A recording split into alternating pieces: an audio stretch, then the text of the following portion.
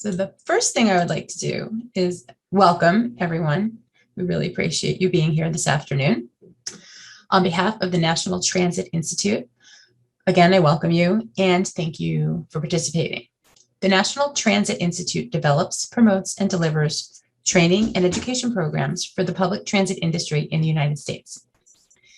Today's webinar is National Transit Database Annual Reporting for Indian Tribes. We are so pleased to have as our presenters today, Eric Chadwell and Courtney Springer. Courtney Springer joined the NTD team, I'm sorry if you can hear my cat in the background, NTD team in 2015. She is a graduate of the University of Virginia and currently serves as a senior validation analyst for the rural reporting module of the National Transit Database. Eric Chadwell joined the NTD team in 2016. He is a graduate of James Madison University and currently serves as a senior analyst supporting data validation and analysis for the NTD. For today's webinar, you can ask your questions at any time during the presentation by typing it into the Q&A box. The Q&A option is located on your menu bar. It's not the chat. It looks like the chat a little bit. It's got two thought bubbles. And if you type it in there, the analyst who is not speaking will answer your question, and we will also have a written record of it. If anybody would like a copy of that, you could send me an email. I'll put my information in the chat box. You also should have received a copy of the presentation in your email where the login information was. I will also be putting the link to that in the chat box in case anyone wants to grab it. And I think that's it for the housekeeping. If you have any questions, I'll be manning the chat. And I'm now going to turn the presentation over to Eric. Eric, Courtney, you can share the screen at any time. All right, thanks, Lori. Thank you everyone for joining us today for the 2021 presentation for Tribe Reporters. If you have any questions as we go through the presentation, please feel free to use the Q&A pod as Lori mentioned. Also, as a note, a few minor changes were made prior to this presentation, so you may notice these few if you have already received the slides. As a disclaimer, the contents of the presentation are intended to provide clarity regarding the existing requirements of the FTA and NTD. Please always feel free to refer to the statutes and regulations for the requirements. The goal of this webinar is to identify changes for the upcoming report year and to provide an overview of NTD reporting requirements and how to apply those requirements to the system. So here's the agenda for this afternoon. First, we will do a quick overview of the NTD, then move on to important changes and clarifications for the 2021 report year. Next, we will review the fundamentals of NTD reporting. We will discuss how to get started in the NTD reporting system, and then move on to how to kick off and complete the annual report, including some common reporting challenges. And then lastly, we will review how to submit your report in the closeout process.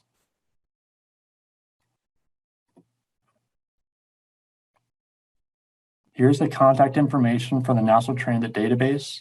If at any point you require technical assistance while completing your report or accessing our published data products, please feel free to call or email our help desk line between 8 a.m. and 7 p.m. Eastern Time if you're unable to reach your analyst first. Again, my name is Eric Chadwell, and I'm joined by Courtney Springer, who will also be presenting today. Our contact information is listed here if you have any questions about this presentation. In addition to our contact information, we have also provided the FTA program contacts here for Thomas Coleman and Mishadoni Smith.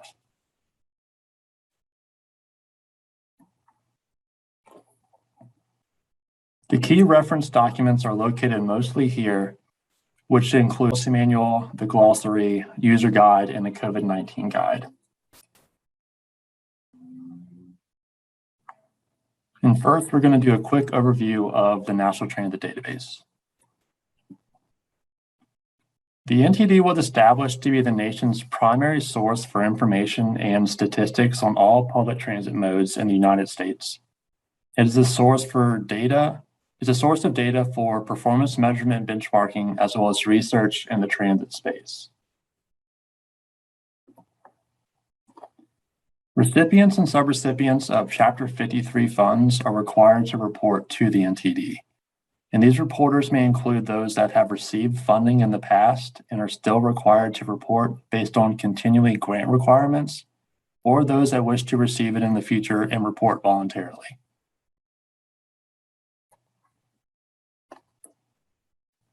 (5311) recipients and subrecipients are required to report due to grant requirements stated here from the stated legislation.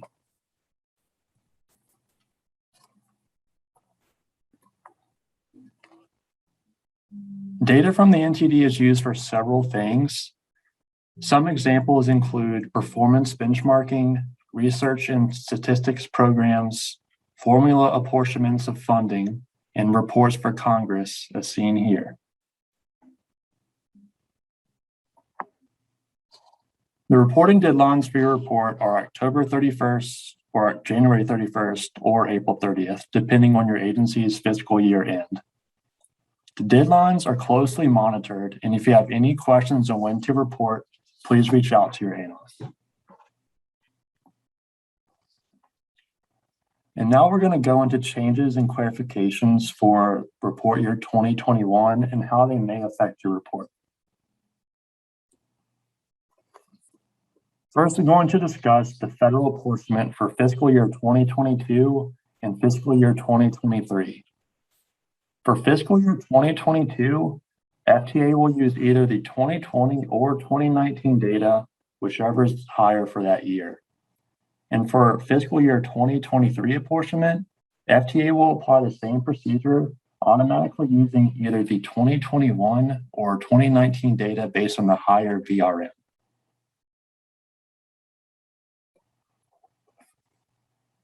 In the summer of 2022, calendar year 2022, FTA plans to release a task to ask if your agency is affected by the census update. It will simply be a yes or no selection, and if selected yes, there will be additional information to fill out. But more about the training and information about the census is going to come out in the spring of 2022.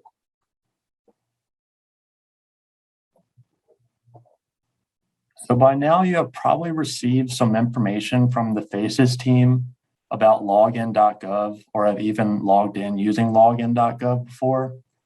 All users are required to use this authentication instead of logging in how you have prior. With that being said, you'll need to set up at least one secondary authentication method to log in.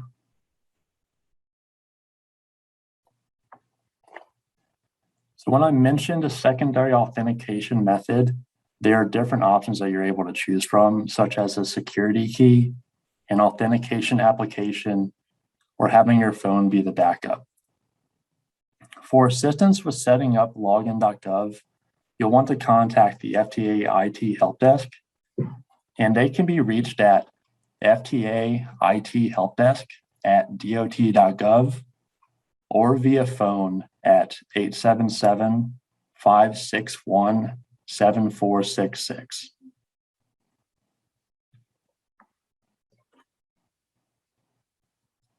The first reporting clarification we wanted to provide is that 100% of condition assessments are required for report year 21, meaning any facilities that do not yet have an assessment will need one, or if they have not yet been completed, will need a data waiver for that condition assessment.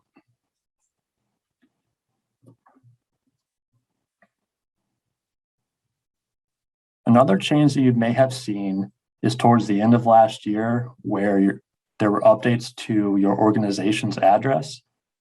So on the P10 form in your profile, the address reported should be that of the physical address of your agency. So if you have any disagreements with these updates, you'll just want to update the address in that P form as applicable.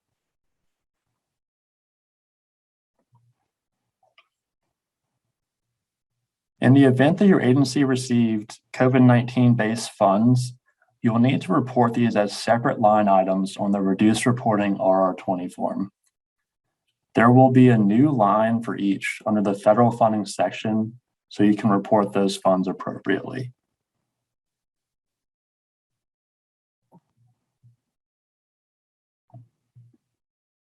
If you have temporarily suspended shared ride during the ongoing pandemic, it is still reportable. However, this is only if it's temporary, and it still needs to meet the other public transportation requirements.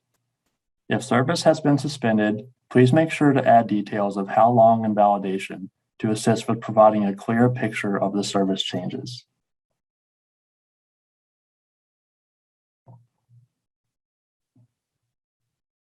As a reminder for your 2021 report, emergency services are not considered public transit and should not be reported to the MTD. If you have any other non-passenger services like meal delivery, those services are not reportable as well.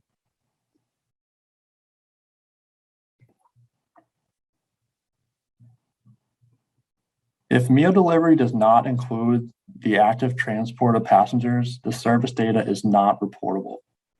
If you're using 5311 funding for the meal delivery, the funding would be reported. However, the amount spent on the meal delivery service would not be reported under the MODE's expenses. So this means that there will be a mismatch between your funding in the form and your MODE expenses on the form.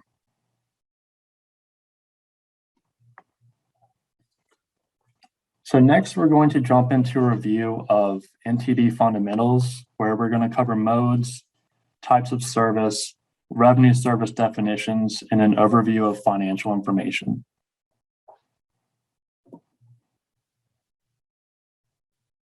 So here are the two most common modes in the rural module, the bus and demand response modes. Bus service is powered by a motor and fuel contained within the vehicle, and it includes those that have route deviation, point deviation, or deviated fixed route service.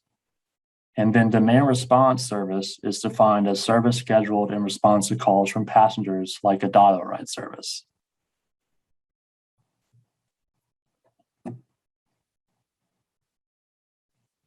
Another popular mode in the rural module is the commuter bus mode. We've received many questions on what is considered commuter bus service versus regular bus service. And to clarify, commuter bus service operates with more than 5 miles of closed door service, and the same type of vehicles are consistently operated on this service. If you think you have both bus and commuter bus service, please keep in mind that the vehicles should not be used between the services on the same day. And this also applies to the driver's work assignments, which are also typically separate. If you're currently reporting both commuter bus and bus service, and you believe you may only need to report one mode, please contact your analyst for assistance, and we can help determine how it should be reported and provide steps on how to change this in the reporting system if it applies.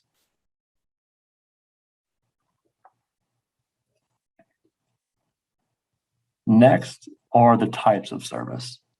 Currently in NTD, there are two main types of service, which are directly operated and purchased transportation. Directly operated is when the service is operated by the agency and uses the agency's employees. Purchased transportation is when the vehicles are operated by the seller's employees, the service is branded as the buyer, and the buyer is paying the full cost of that service. And within the purchased transportation type of service, there are TX services, which are operated by a taxi provider, and TN for services operated by a transportation network company, or TNC. If the service is operated by a contractor that is neither a taxi provider nor a TNC, the type of service would remain PT for purchased transportation.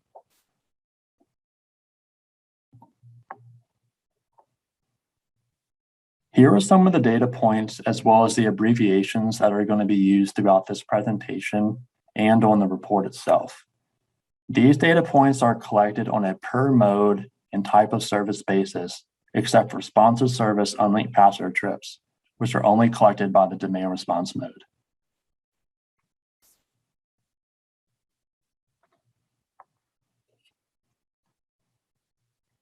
So one thing that's going to be mentioned throughout the presentation will be revenue service.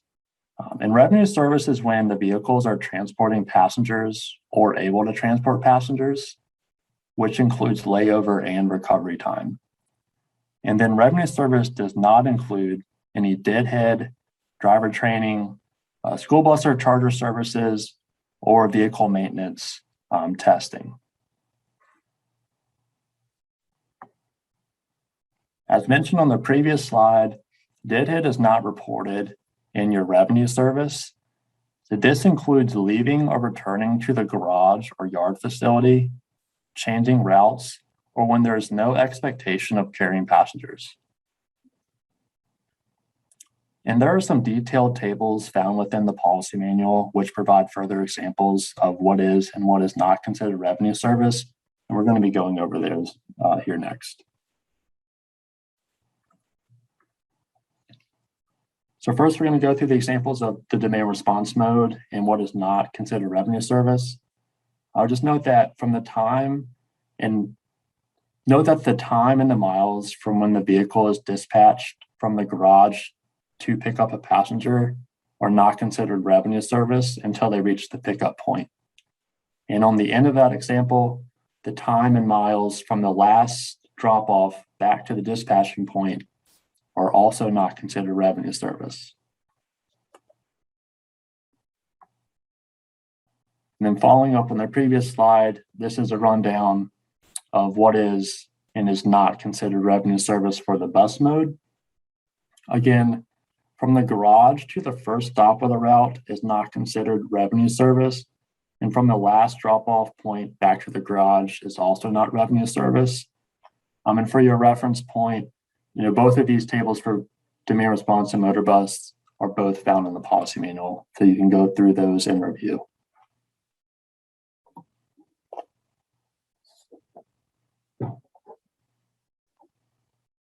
Unlinked passenger trips should represent the number of passenger boardings during the reporting period and are counted each time they board the vehicle, no matter how many vehicles they use from the origin to their destination. When reporting UPT on the R20 form, this should be the total number of passengers for both regular and sponsored service trips.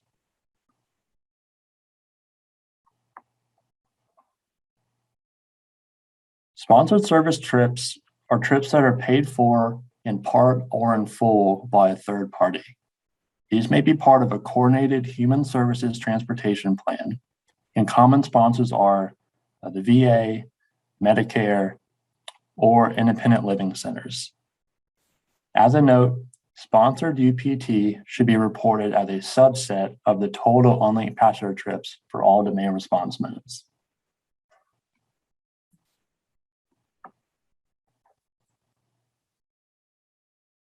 Vehicles operated in annual maximum service, or VOMS, are the number of revenue vehicles an agency operates to meet the annual maximum service requirement.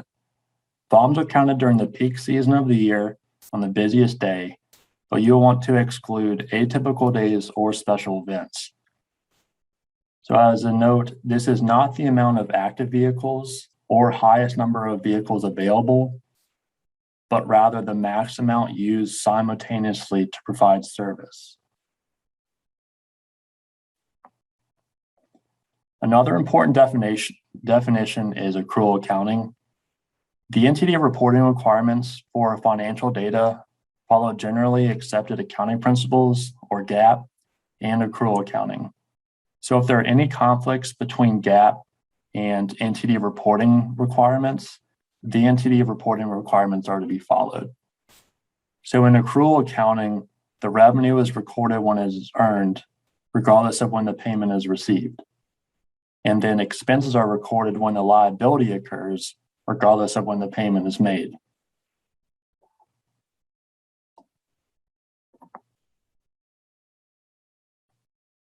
Next, we're going to go through the types of expenses. And first, we have operating expenses, which are day-to-day expenses that a transit agency will incur. And these may be for operating and maintaining vehicles, maintaining other equipment, planning costs, admin costs, as well as other examples seen at the bottom of this slide.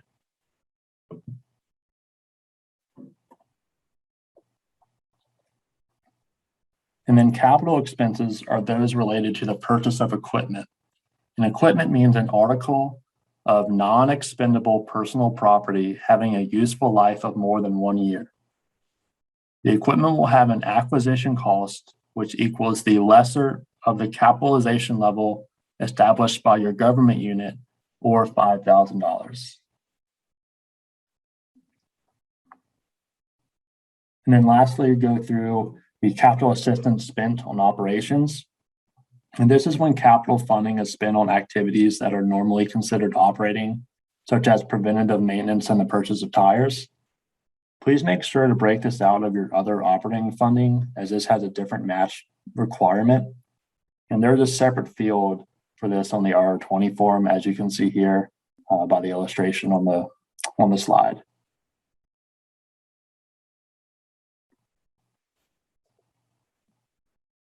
So for operating expenses, if your agency has more than one mode, the operating costs will be broken out between the modes based on the direct and shared expenses. Once the direct expenses for each mode are identified and broken out, the remaining shared expenses may be calculated between the modes based on the cost allocation method. But please note, this is only acceptable for shared expenses that are not tied to a specific mode, as there should be some expenses that are direct to each mode you operate.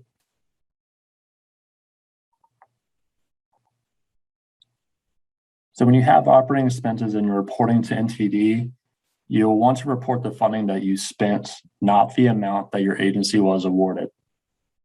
So here on the slide is an example.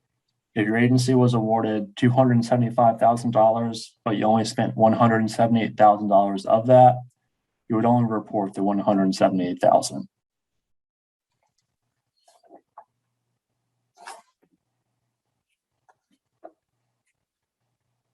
So here's the TAM phase-in schedule.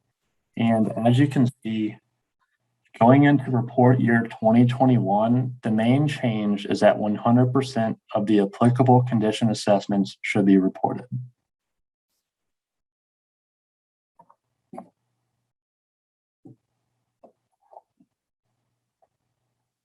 We will mention capital responsibility multiple times through the presentation with regards to the asset module. So you can see here a list to determine whether or not your agency has direct capital responsibility for an asset. As a note for the third bullet, an infrastructure asset itemized as a capital line item in the budget does not necessarily mean the agency has direct capital responsibility. An agency will also have management or oversight responsibilities for that line item project. And in addition, performing minimal preventative maintenance does not necessarily dictate capital responsibility.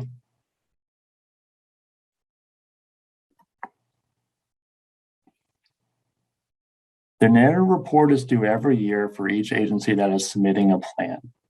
The report may include any changes in the transit system that may affect progress towards their targets and how they determine the targets. The report will be uploaded to the A90 forum and submitted with your annual report.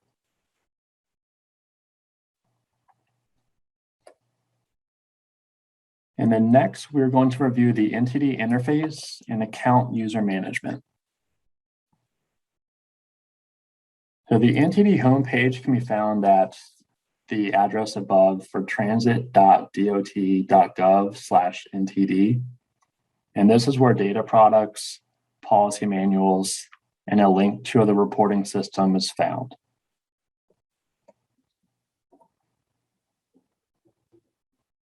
After logging in, all users are going to land on this homepage. And then here you're going to select NTD in order to access your report. If you do want to automatically go into NTD every time you log in, you can just click on the star at the right side of the NTD box, and it'll save your preference when you do log in.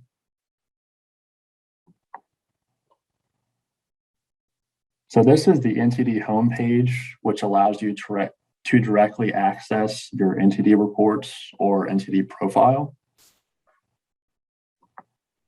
Next, up at the top is your task tab, and this section houses your important tasks, such as the report year kickoff any sort of incomplete forms or incomplete submission of the report.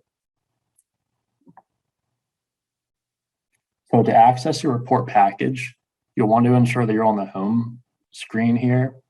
Then you will select the annual tab, which will populate your open entity report for your agency.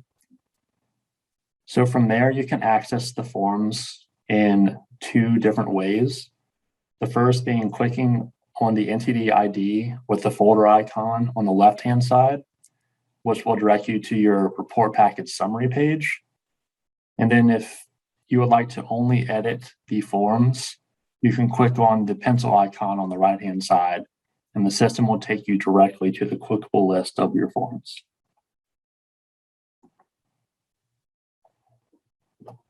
To access your reporter profile, you'll still want to ensure you're on the home page, but instead of on annual, you'll select profile, and then you'll be able to see that your profile is loaded below.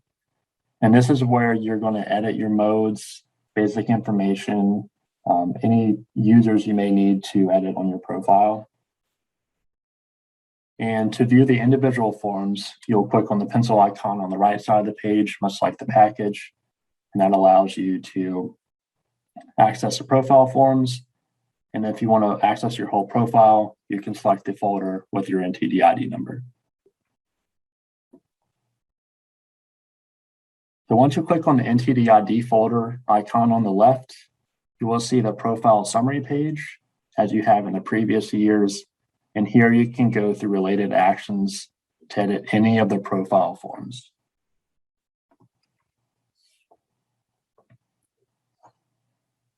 Next, you have the e-file library, and this is where you can filter through communications from prior years, as well as this report here, and you can review any closeout letters in this area here.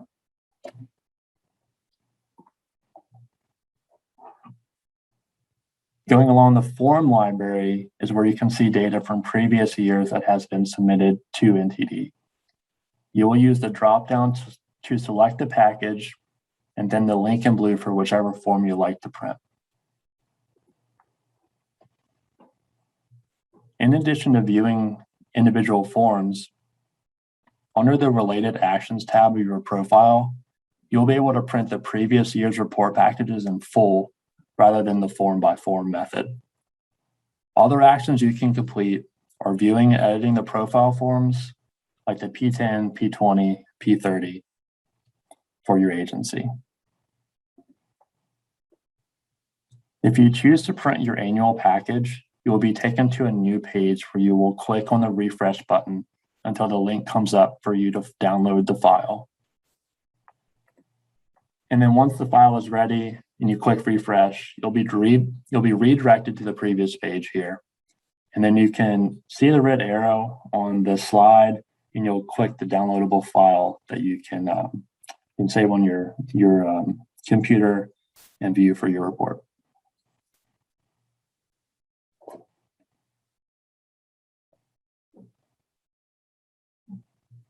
So here we're going to cover users and user management. To access a system, you're going to first need to be a user.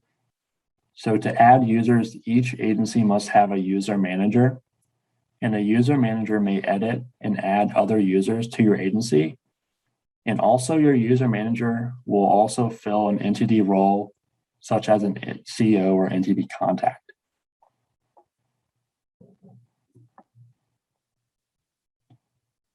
The most important users to have on your account will be the CEO and entity contact. The CEO will be the director or CEO of the agency and will be the one submitting the original submission of the report. And the entity contact will be the main point of contact for the analyst to reach out to. And after the first submission, the entity contact may submit any subsequent revision that the report may need. As a note, agencies may have an unlimited number of editors and viewers, but there can only be one CEO and one entity contact.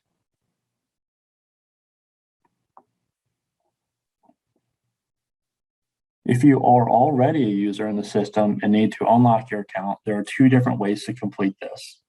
You can either unlock your own account if you have set up your security questions, which we'll go over in the next slide, or you can submit an unlock request. If you submit an unlock request, the request will go to the user manager or user managers on your profile. And if you're a user manager, it will either go to another user manager if you have one, or to your entity team for processing.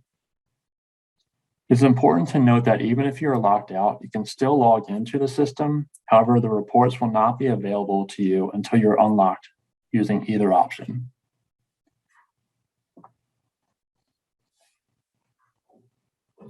So as mentioned, if you have set up your security questions beforehand, you'll be able to unlock yourself.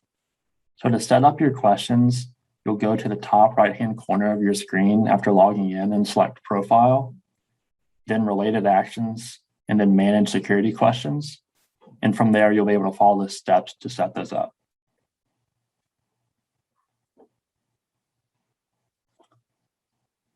So now we're going to jump into the first step of reporting, which is the report year kickoff. And the report year kickoff is there for your agency to set up the reporting package for the year that you're starting.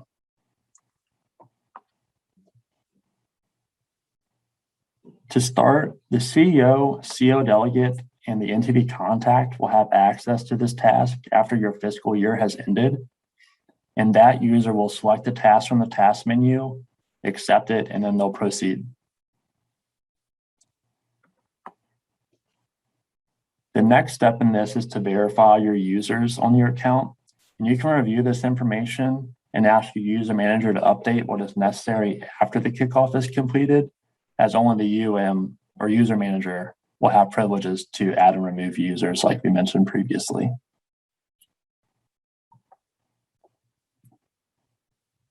After clicking continue on the previous page, you will then confirm the modes that your agency operates. And this will be either ones that you have reported in the past, or if you need to, you can add new modes. As a reminder, you will not want to end an end date to a mode unless that mode has stopped operating entirely.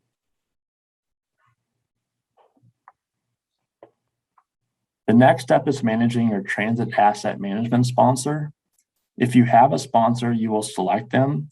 And if you do not have a sponsor, you will click continue and leave this area blank. So if you did not select a sponsor, this is where you can then add one. Again, if you do not have a sponsor and you do complete your own plan, you will just click continue.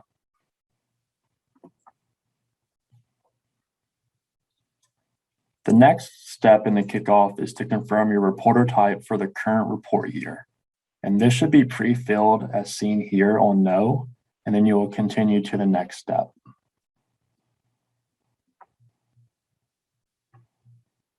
And then you'll need to confirm next year's reporting type, which should also not change. And then you can click submit to finish the kickoff process. And then the last step of this kickoff process is clicking on OK when you're completed. And then you'll be notified that the report year kickoff is being completed and your forms are generating. And this can take some time, but after you click OK and go back to the home screen, you should then be able to access your report package.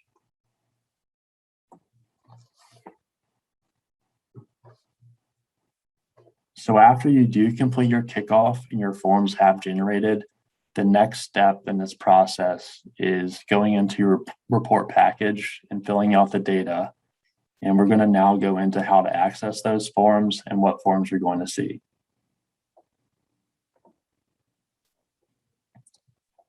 From the home page, you're going to select your agency's fiscal year 2021 report, which will then land you on the summary page for your report, where you can see related actions at the top, the annual forms button, and the view issues button. And then to access the forms, you'll click on annual forms. Then from there, you'll have a new page, and the form names will appear in blue, which you can click into and then edit. And the forms you're going to see are separated by the types of forms. So we have basic information will be the B forms. The asset forms will start with the letter A, and then the reduced reporting form, which holds the service, financial and safety data.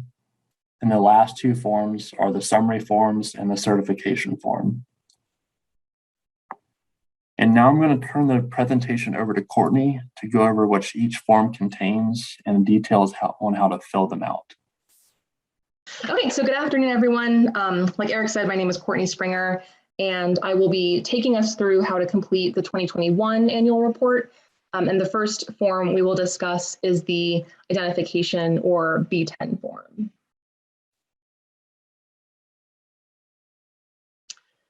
The first section of the form is general information. Please ensure that your organization type is selected as option 13 or tribe. Please also answer whether your agency receives or benefits from Chapter 5307 Urbanized Area Formula Program funds. The answer to this question will typically be no, but please contact your analyst for further discussion if you think you should select yes for your agency. The next section in this form is demographic information. So check to make sure that your primary UZA is correctly listed, or primary non-UZA in your case, which is the primary state in which your service runs.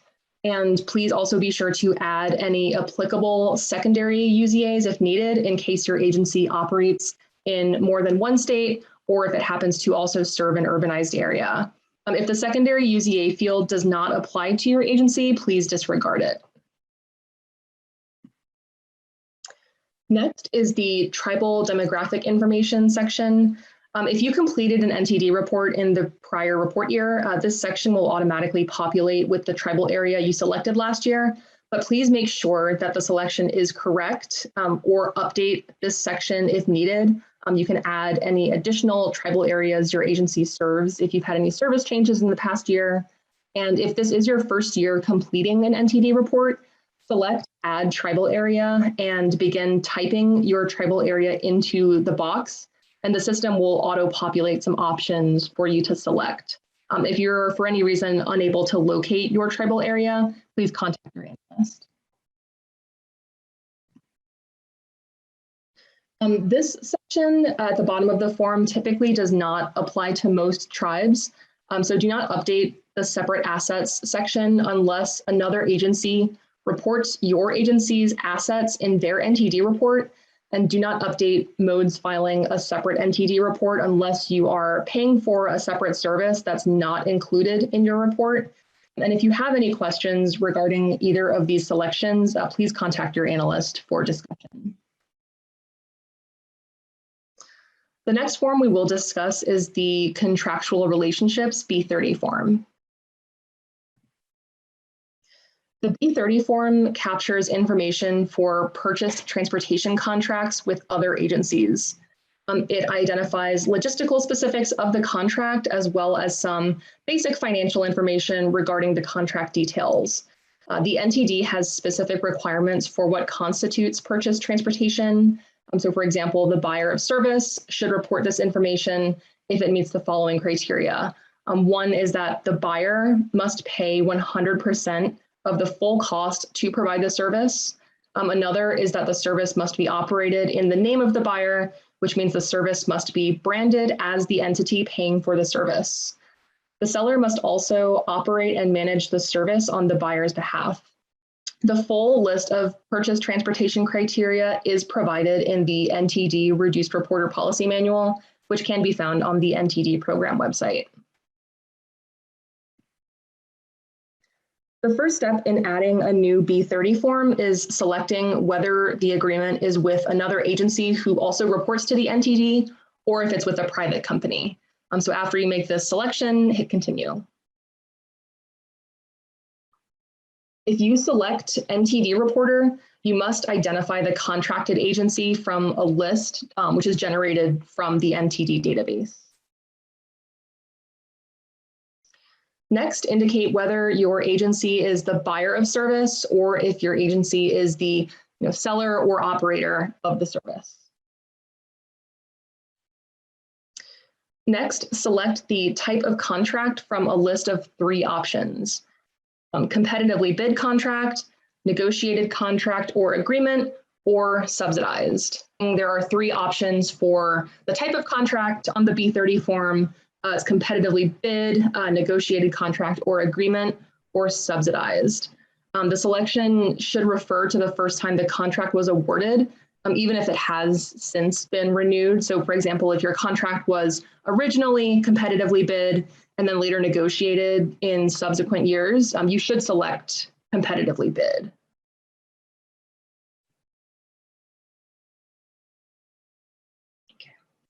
Next, report the primary feature of the contract, which shows how the buyer compensates the seller. So do they pay the seller a negotiated fixed rate per unit of service, or do they reimburse the net operating expenses based on an approved budget?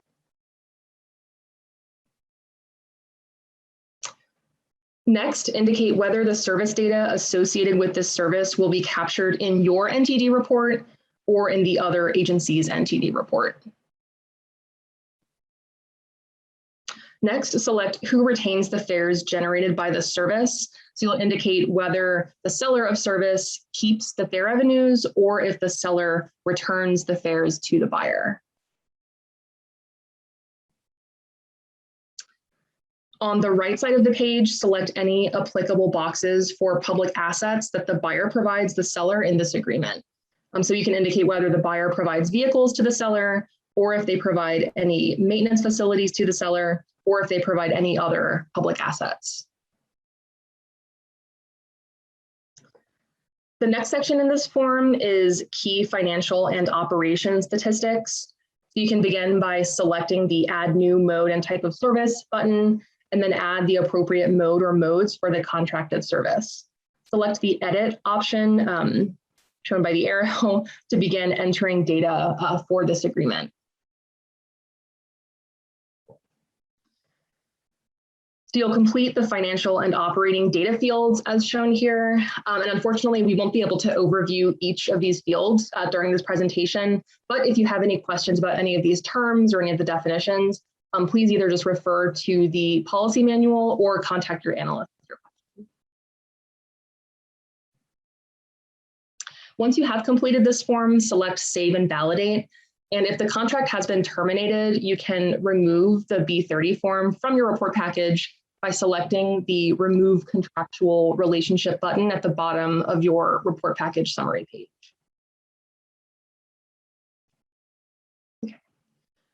Some tribes have relationships with a local transit provider in which the tribe contributes an annual subsidy amount in exchange for the provider extending its service into the tribal area. So in this case, the tribe does not cover the full cost of service, and it does not, operate or purchase other modes. So if this situation applies to your agency, you should select the subsidized option under the contract type on the B30 form. And we'll go over a couple of examples to show this. So as one example, let's say a tribe pays a local transit provider a fixed amount of funds per year to operate a bus route extension. The provider will add multiple stops along one of their routes to service the tribal area, and the buses are branded as and managed by the provider. So in this case, the tribe is not covering the full cost of service and would report this agreement as a subsidy. As another example, let's say a tribe contracts with a private company to operate the tribe's demand response services. And in this agreement, the tribe covers the full cost of operations, they brand the vehicles as tribal transit, and they manage all scheduling and dispatching operations. So this agreement meets the criteria for a full cost contract, and the tribe would need to report the service as a purchased transportation agreement. Next, we will discuss the Stations and Maintenance Facilities A10 form. The A10 forms represent your agency's passenger stations and maintenance facilities. For fixed route modes, such as motor bus, a section for passenger stations will appear at the top of the form. So you'll report the total number of ADA accessible and ADA non-accessible stations, as well as the total number of escalators and elevators, if applicable. But please note that passenger stations must be significant structures in a separate right-of-way and typically include, ticketing, restrooms, concessions. Sometimes it has an information desk in order to be reported as a passenger station.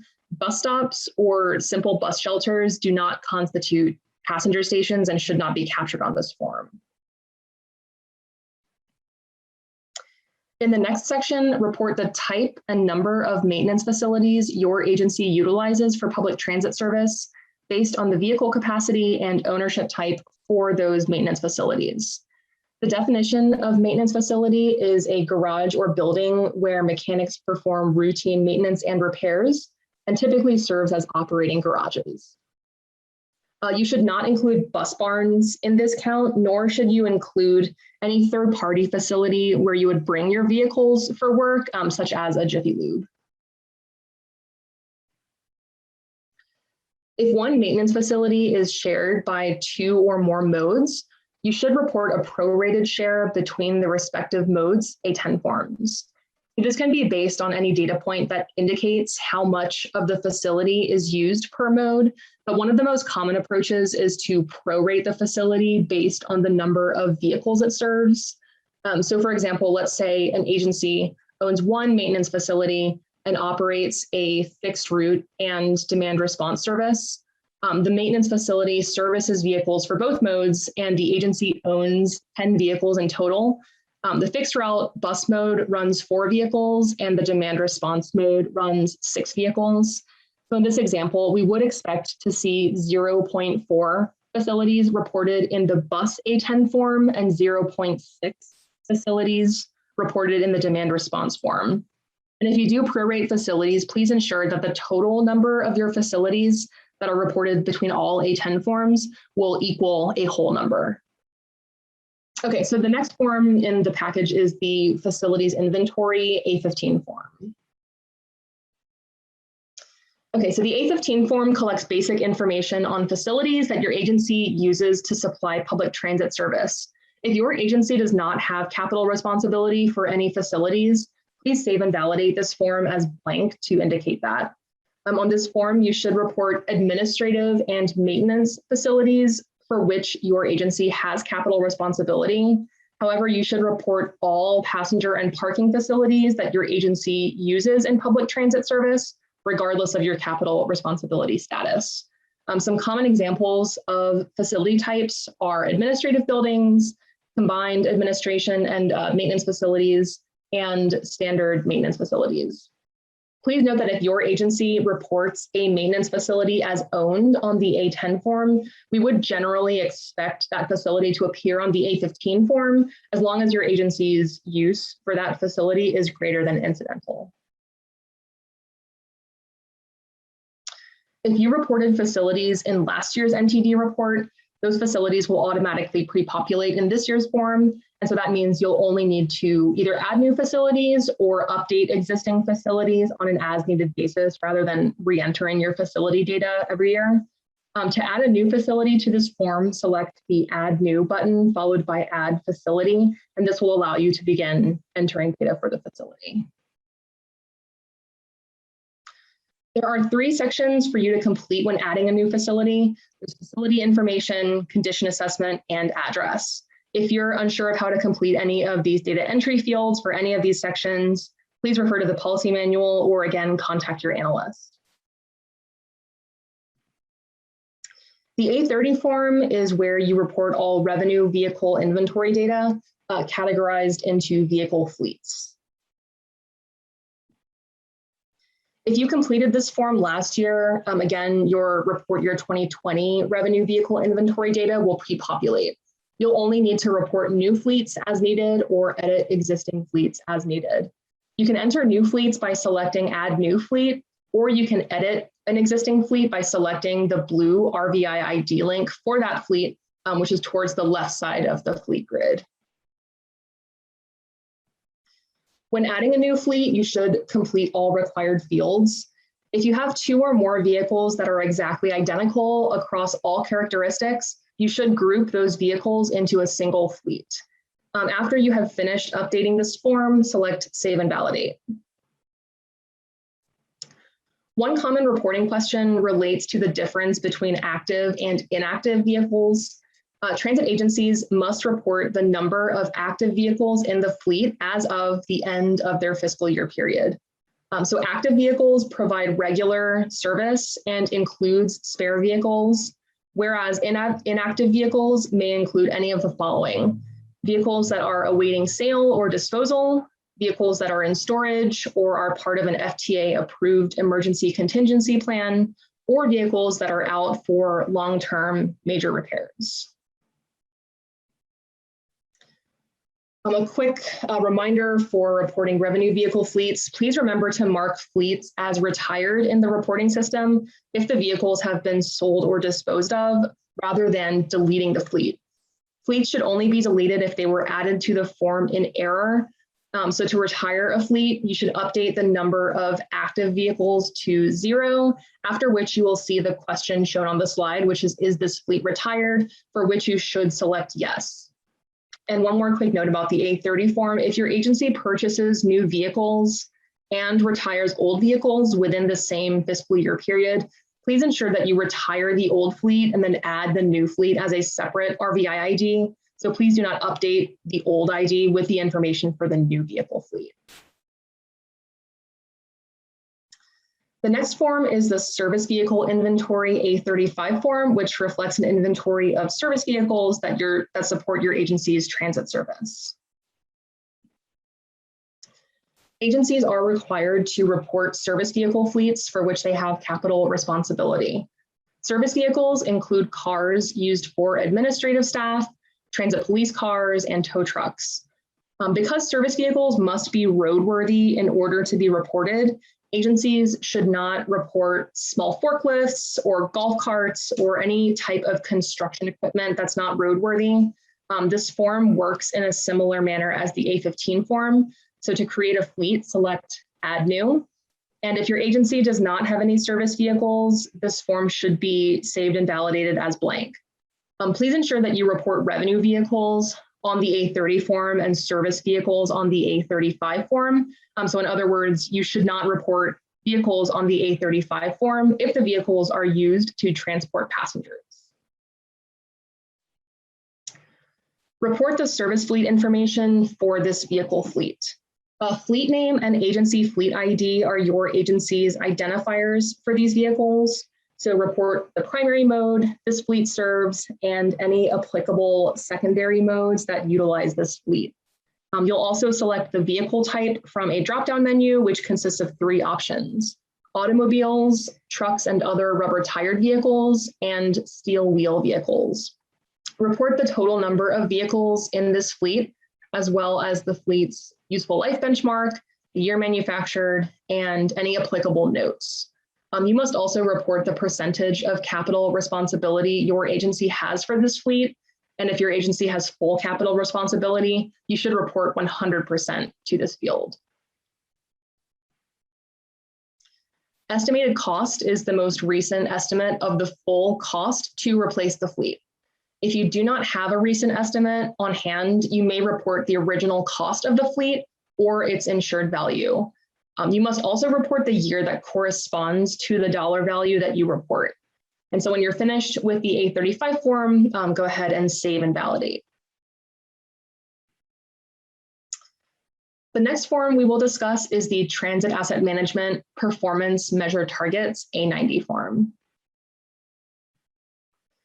The A90 is where an agency or an agency's group plan sponsor reports the portion of assets that have met or exceeded the useful life benchmark for that asset. So this form will show the target that your agency reported last year, the current performance that is pulled from the current year's asset forms for this year, and a place for you to report your performance targets for next year. For the vehicles on the A30 and A35 form, the performance measure is determined by the useful life benchmark. And for facilities on the A15 form, the performance measure is determined by the condition assessment. Some agencies report their targets directly to the NTD, and other agencies are participants under a group plan sponsor who reports one A90 form on behalf of all participants. The first section of the A90 form is rolling stock, which refers to the revenue vehicles that you report on the A30 form. You should report performance targets for active revenue vehicles for which you have capital responsibility. And then you should also select NA for any vehicle types that do not apply to your service as shown in this screenshot. The second section, equipment, refers to the service vehicles that you report in the A35 form. And so this section reflects the 3 vehicle types represented in the A35 form, which are automobiles, trucks and other rubber-tired vehicles, and steel wheel vehicles.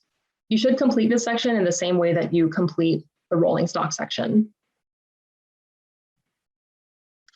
The third section, facilities, contains your agency's targets for the facilities that you reported in your A15 form. You should report the percentage of facilities that you expect will rate at a 3 or below on the term scale as of the next fiscal year. At the bottom of the form, you should also upload your narrative report, as this is an annual requirement.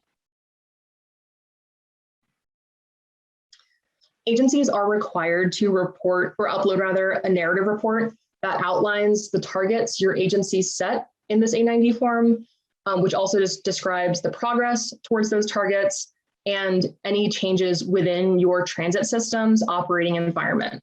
So the narrative report document will need to be uploaded to the system and submitted with your annual report.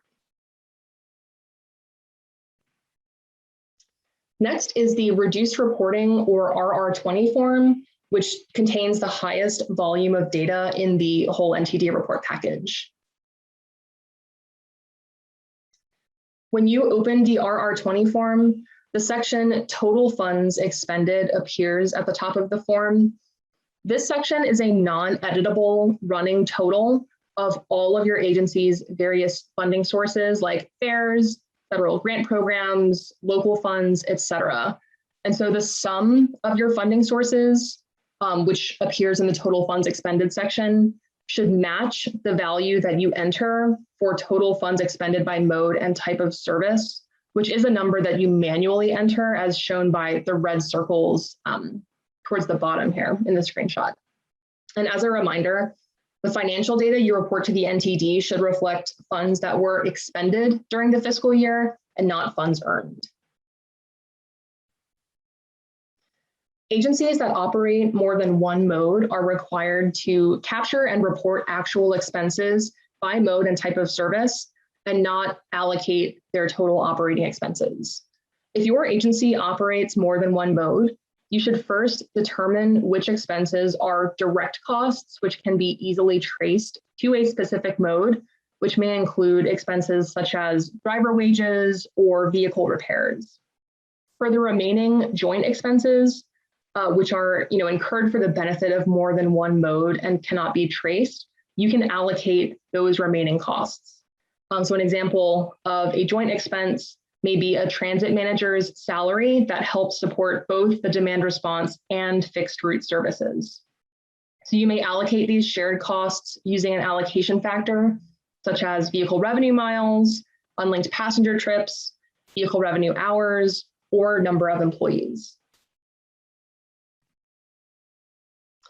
The next section of the RR20 form, which is the section that begins the various funding source categories, is fare revenues. Fare revenues include all income received and expended directly from passengers, including donations that are made on board the vehicle. Fare revenues are broken down further between passenger paid fares and organization paid fares. Passenger paid fares are those that have traditionally been considered as passenger fares, in which a passenger pays to board the vehicle. And this category includes the fares that are listed here on this slide, including adult fares, senior citizen fares, and student fares.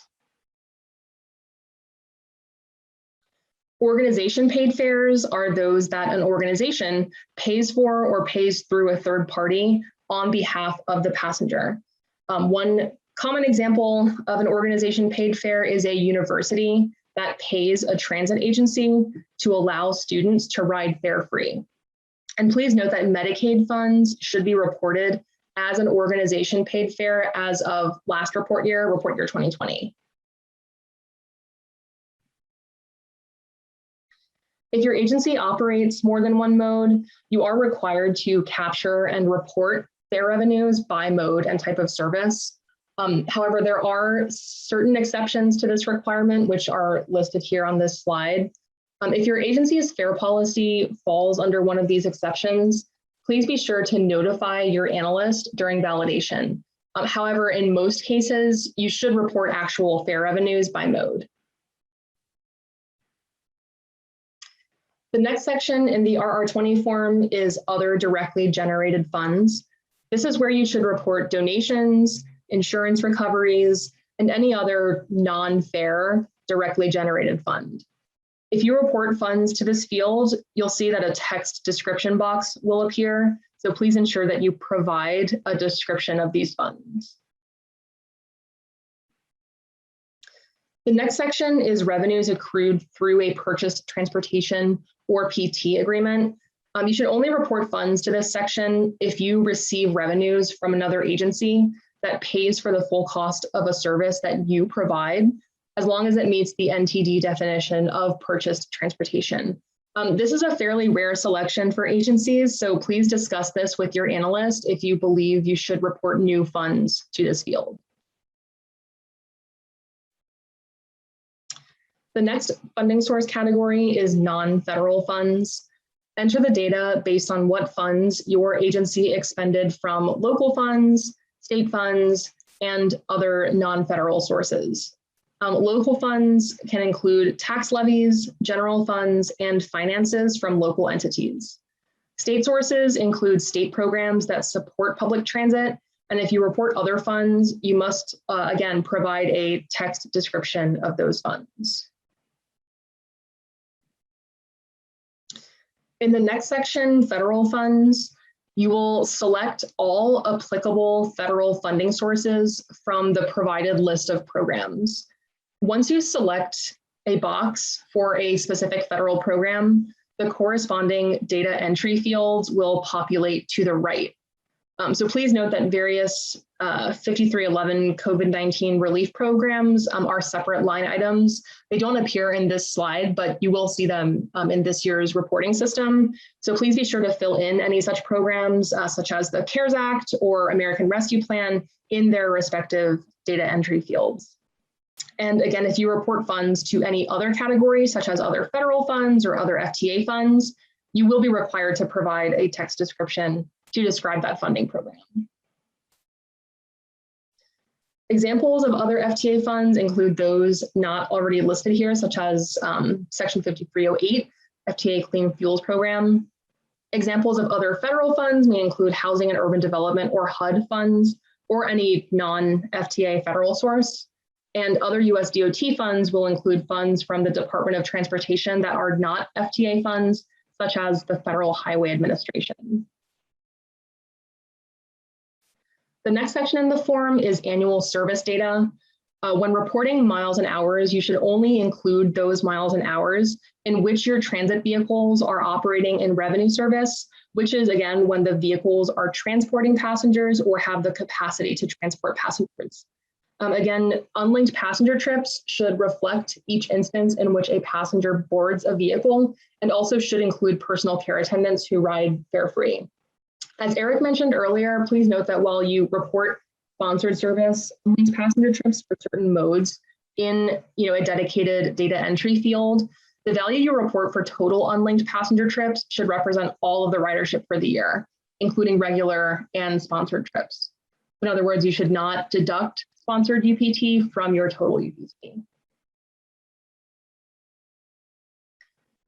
The safety data section is the last section of the RR20 form, and the thresholds for reporting reportable incidents, fatalities, and injuries are all listed here. Regarding fatalities, please note that the fatality must occur within 30 days of the event and must result from a transit-related event. And regarding injuries, the passenger must be the injured person rather, doesn't have to necessarily be a passenger, must be transported away from the scene for immediate medical attention in order for it to be reported as an injury. If you do not have any safety data to report for the year, please enter zeros into all three of these fields rather than leaving them blank. If your agency reports a tribal subsidy agreement, meaning your agency subsidizes a local provider's service and does not directly operate or purchase any other service, you will see a reduced version of the RR20 form. You will not report service statistics from this service because this data will be captured in the provider's NTD report. You should only report the funds that your agency contributed to the provider for the service. The next form in the report package is the Federal Funding Allocation Statistics, or FFA-10 form. The FFA-10 form allows agencies to allocate their vehicle revenue miles between multiple rural areas and/or urbanized areas as needed.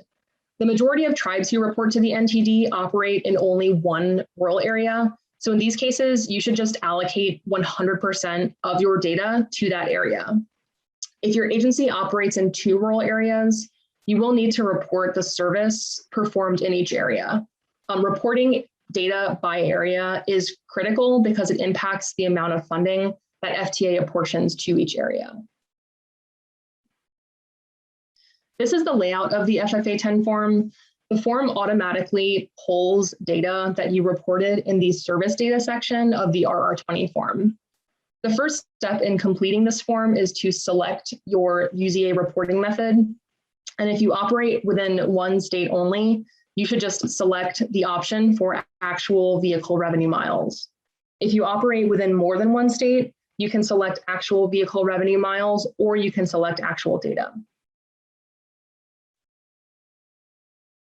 If you report to one UZA or non-UZA, the total should always match the data from other forms column to the left, which is the data that's pulled from the RR20 form as shown by the line. If you report data to multiple areas, the allocated percentage should always total 100%. If you enter data into the RR20 form and then complete the FFA-10 form at a later time, but then later revise the RR20 form again, you will need to update the FFA-10 form based on the latest RR20 revision.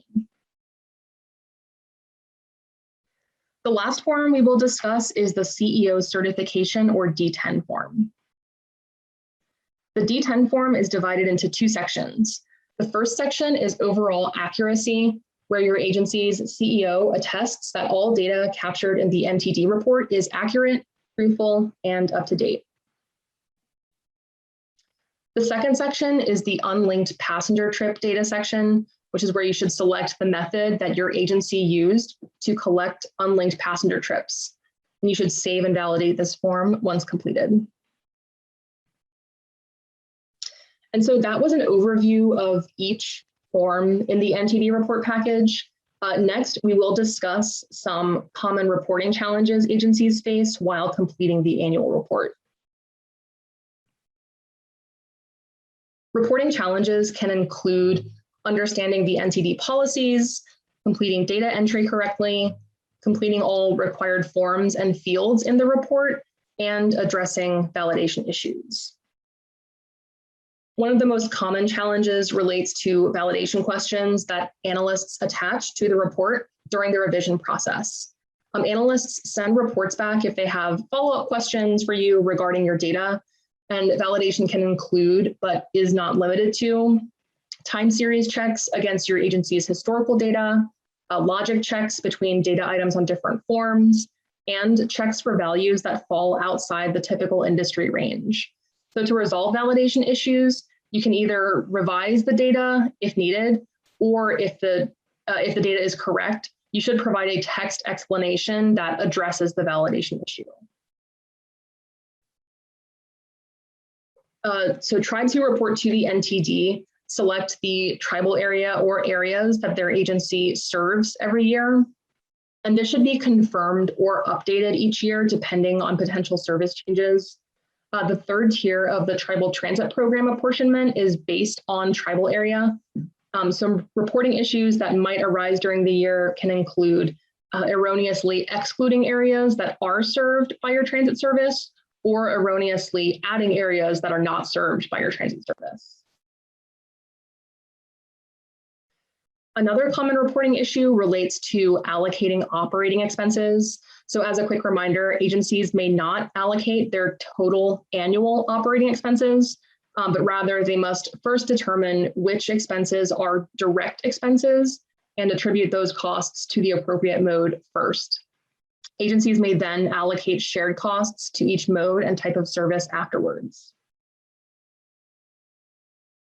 Another reporting issue relates to year-over-year funding changes and ensuring that all funding sources that are used for public transit are reported in the correct lines on the RR20. That is to say, agencies should report all funding sources that they use to support their public transit service and not just the funds that come from federal grant programs. Agencies should only report service data for when they are performing revenue service. Revenue service does not include deadhead, therefore deadhead should not be included in the data that is reported to the NTD. As Eric mentioned previously, deadhead is when transit vehicles are operating closed door and do not carry passengers. This can include leaving or returning to the garage, as well as heading to or from the starting or ending point of revenue service. Deadhead can also include changing routes or when the driver does not have the duty to carry passengers. So excluding deadhead from NTD data ensures that key performance indicators such as revenue speed or cost per mile, cost per hour are all accurately reflected for your agency's service. When reporting vehicles operated in maximum service or VOMs, agencies might erroneously report 100% of their active vehicle inventory as their VOMs. And this would be correct if your agency operated all of its active vehicles during peak service during the year. But however, agencies may retain spare vehicles that do not necessarily operate during peak service times. So for example, if your agency has 15 active vehicles in total, and the highest number of vehicles that you operated on the road during the year was 12 vehicles, then you should report 12 VOMs and not 15. If the VOMs you report on the RR20 form is identical to the number of active vehicles you report on the A30 form, your analyst might inquire about this during validation. When reporting a new vehicle, it is typical that an agency will report the corresponding capital expense for that vehicle on the RR20. Capital expenses are related to purchasing a capital asset, such as a vehicle, or making an improvement to a capital asset that increases its value or useful life. One validation issue that comes up is that agencies will report new vehicles on the A30 form without reporting the capital expenses on the RR20 form.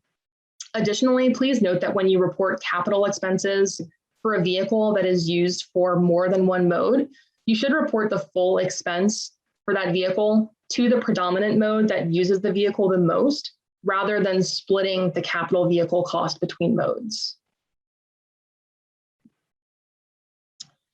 Agencies must inventory the vehicles that they use to provide public transit service on their A30 if the vehicles have not been sold or disposed of at the end of the fiscal year. The inventory should represent a snapshot of the last day of the fiscal year, and the vehicles must be reported in that fiscal year when they become available for service. When completing the A90 form, you must report the next fiscal year's performance targets or assets for which your agency has capital responsibility. The report is considered incomplete if you do not report targets for asset classes for which your agency has capital responsibility.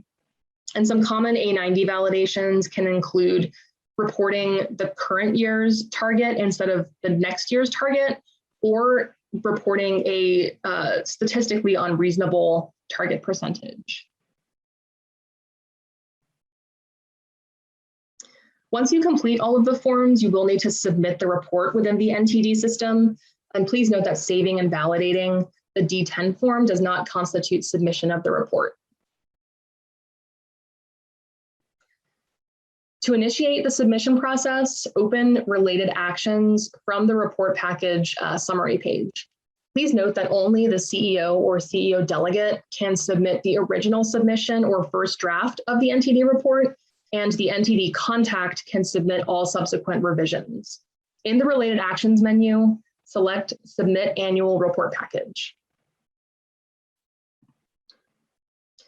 If all data is filled out and there are no issues preventing you from submitting, this page will appear and you can click Continue. Next, select the report year that your agency would like FTA to use in the fiscal year 2023 formula apportionment. This is a new step for report year 2021. FTA has provided this option for report year 2021 as many agencies operated reduced levels of service in 2020 and 2021 in response to the COVID-19 public health emergency. The options on this screen are 2019 or the most recent year if your agency did not report in 2019 or 2021. The system will automatically select the year with the higher vehicle revenue miles, but you may select the alternate year if you would like. Please note that this screen will appear for every report submission, so please review your selection prior to submitting the report. Once you submit the report, you will need to complete a couple more steps in order to completely close out the report for the year. After you submit the report, your assigned validation analyst will review the entire report for accuracy and consistency. He or she will compare the data in this year's report to the data submitted in last year's report to look for any significant changes, ensure that all forms have been completed, and check to see that the data has been reported to the correct fields. If your analyst asks about any data changes from last year to this year, please avoid providing generalized responses such as the data is correct, because these types of responses do not offer an explanation for the data change. You should provide specific responses to validation issues. The more information or context you can provide early in the reporting process, you can help reduce the number of report turnovers before closeout. Once your analyst has reviewed the report, he or she will return it through the system so that you may resolve the open validation issues. As the report revision count increases, the revision time period decreases, as the report should have fewer and fewer issues with each submission. If you fail to correct any issues stated in the prior year's closeout letter, they may be marked as questionable in the current validation year.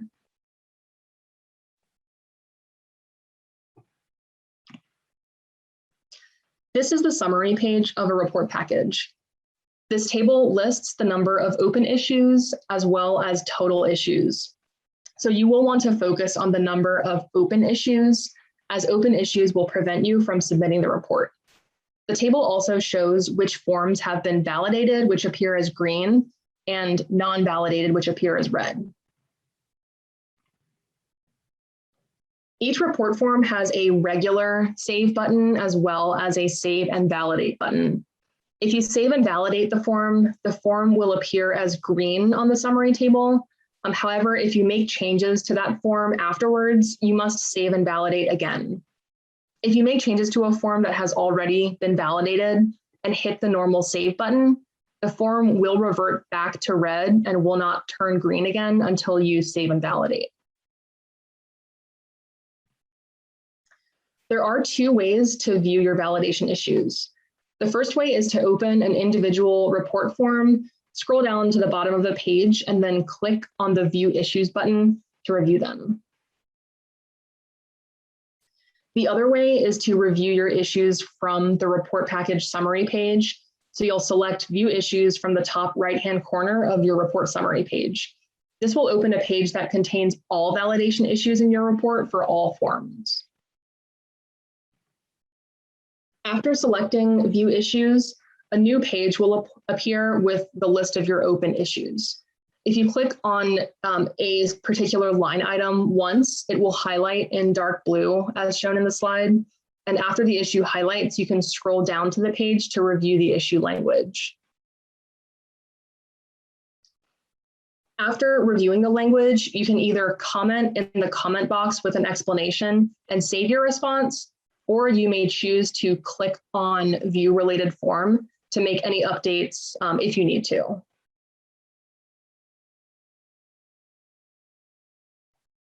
Notes in the closeout letter will typically relate to incomplete reports, which could mean either that the data does not conform with NTD definitions or accounting principles, or it could mean that the agency did not adequately respond to validation issues that were raised by the analyst. If you respond to a validation issue and notice that your analyst has kept the issue open with a follow-up question, please do not copy your original response and paste it as your follow-up response. Please also avoid copying and pasting the same response for multiple validation checks if the checks are asking about different service characteristics.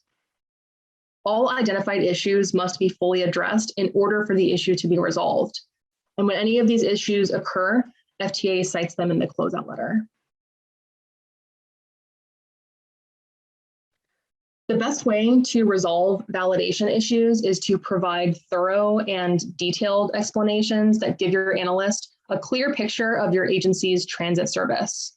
Explain why the data changed from year to year, or explain, what service changes may have taken place to cause a significant increase or decrease in your data.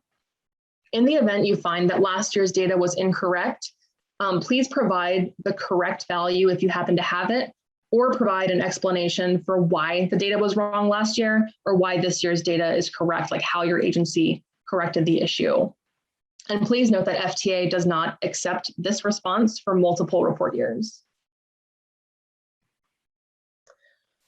So again, here is the contact information for our team, as well as the help desk, which is open Monday through Friday, 8 a.m. to 7 p.m. Eastern time. Again, thank you everyone for joining us today. I apologize again for the technical issues that occurred kind of midway through this presentation. Thank you everyone for your patience and flexibility. I'm glad we could resolve the issue. And it seems we actually might have a few minutes for questions. So I'll go ahead and open up to any questions that were not answered during the presentation, or I'll turn it back over to Lori. Hi, thank you. I hope everyone can hear me. My computer is still weirdly frozen. One screen says it's 2:57 p.m. and the other one says it's 3:27. So obviously something's going on there. If anybody has any more questions, please enter them in the Q&A box now and we will address them.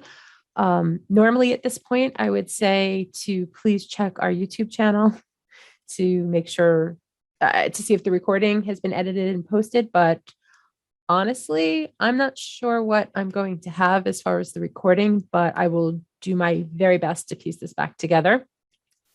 I also intended to resend the updated version of the handouts, which I still can do. I had hoped to put it in the chat box, but then my computer freaked out and I lost the narrative there. So it looks like nothing else is popping up in the Q&A box.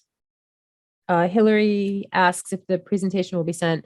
Yes, that actually ties into my next statement, which is that you probably tomorrow, maybe later today, will get another email from NTI with an evaluation survey. Please just take a couple of minutes and respond to that for us. And please give us some grace for the technical problems, which were not really in my control. And also, I will make sure my program coordinator attaches the updated handouts that reflect the slight change that was made in the presentation. Actually, Courtney, Eric, there's a question in the chat from Melissa. It says, we have been assisting with our elders lunch program that's under OAA Title VI program. Can we claim those miles? Hey, Melissa. I think I'm working with you all this year. It may be worth just emailing me or getting in touch with me after this, and we can kind of discuss this further. Okay, that sounds like a good plan. Melissa, if you don't have it, Eric's email is on that slide that's on the screen. It is in the handouts you already received, but it will also be in the next set. Okay, well, no more questions are coming in. I'm going to see if I can fix my computer. I hope everyone else has a better Tuesday afternoon than I seem to be having. And I guess we will see you all next time. Thank you so much to Courtney and Eric. Great presentation. And everyone be well, be safe, and we'll talk to you soon.